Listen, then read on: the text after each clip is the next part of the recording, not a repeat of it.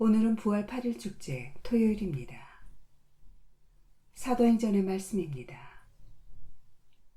그 무렵 유다 지도자들과 원로들과 율법학자들은 베드로와 요한의 담대함을 보고 또 이들이 무식하고 평범한 사람임을 알아차리고 놀라워하였다. 그리고 이들이 예수님과 함께 다니던 사람들이라는 것도 알게 되었다. 그러나 병이 나은 사람이 사도들 곁에 서 있는 것을 보고는 아무 반박도 하지 못하였다. 그래서 그들은 사도들에게 최고의회에서 나가라고 명령한 다음 저희끼리 의논하며 말하였다. 저 사람을 어떻게 하면 좋겠습니까? 저들을 통하여 명백한 표징이 일어났다는 사실이 예루살렘의 모든 주민에게 알려진 터이고 우리도 그것을 부인할 수가 없습니다. 그러니 이 일이 더 이상 백성 가운데를 퍼져나가지 않도록 다시는 아무에게도 그 이름으로 말하지 말라고 엄중히 경고만 합시다.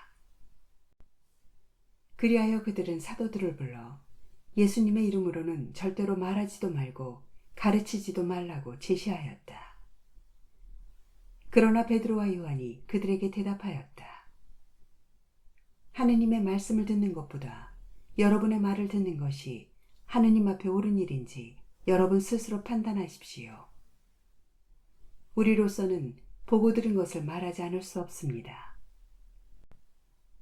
그들은 백성 때문에 그들을 처벌할 방도를 찾지 못하고 거듭 위협만 하고 풀어주었다.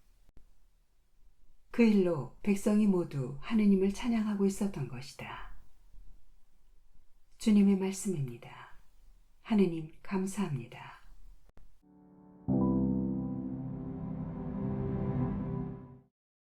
마르코가 전한 거룩한 복음입니다. 예수님께서는 주간 첫날 새벽에 부활하신 뒤 마리아 막달레나에게 처음으로 나타나셨다. 그는 예수님께서 7마귀를 쫓아주신 여자였다. 그 여자는 예수님과 함께 지냈던 이들이 슬퍼하며 울고 있는 곳으로 가서 그들에게 이 소식을 전하였다. 그러나 그들은 예수님께서 살아계시며 그 여자에게 나타나셨다는 말을 듣고도 믿지 않았다.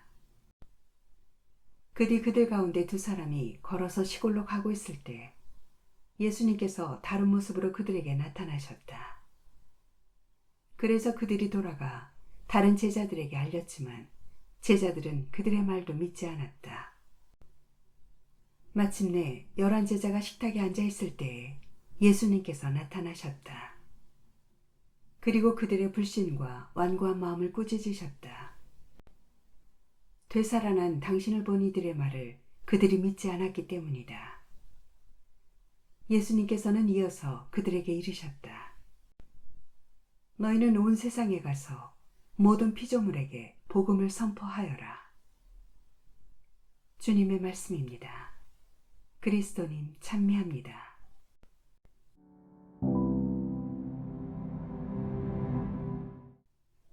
부활 8일 축제가 거의 마무리되어가는 토요일 복음은 지금까지 봉독된 내용, 곧 부활하신 예수님께서 어떻게 나타나셨는지를 묘사한 내용을 종합하고 있습니다. 3가지 내용이 소개되는데 모두 나타나다, 믿지 않다라는 동사로 연결되어 있습니다. 예수님께서는 처음 마리아 막달라네에게 나타나시지만 사람들은 이를 믿지 않습니다. 그 뒤 시골로 가던 2 제자에게 나타나시지만 다른 제자들은 믿지 않습니다. 마침내 11제자가 있는 곳에 예수님께서 몸소 나타나시어 그들의 불신과 완고한 마음을 꾸짖으십니다. 그럼에도 예수님께서는 온 세상에 가서 모든 피조물에게 복음을 선포하여라 라는 마지막 과제를 제자들에게 맡기십니다. 제자들의 불신을 넘어서는 예수님의 신뢰가 강조되어 있는 것이고 그분의 이러한 신뢰는 제자들을 담대하게 만들어 이 과제를 수행하게 합니다. 독서는 베드로와 요한의 담대함을 보고 놀라워하였다라고 증언합니다. 자신들을 믿어주시는 예수님의 사랑을 바탕으로 그들은 놀라운 담대함을 드러낸 것입니다. 하느님께서 우리를 믿어주심을 알게 되었을 때 나오는 두려움 없는 당당함을 뜻하는 것입니다. 제자들만이 아니라 우리도 날마다 미사를 통하여 부활하신 예수님을 만납니다. 그러나 신자인 우리가 과연 불신과 완고함에서 온전히 자유로운지 질문해 봅니다. 부활은 구원이고 그 구원은 그분의 사랑에 대한 믿음과 감사에서 시작합니다. 사랑을 확인하였을 때 비로소 우리는 완고한 마음에서 풀려날 수 있고 그 믿음은 우리를 카레시아, 담대함으로 인도합니다. 그 어떤 것도 장애가 되지 않는 견고하고 담대한 자유로 우리를 이끄는 것입니다.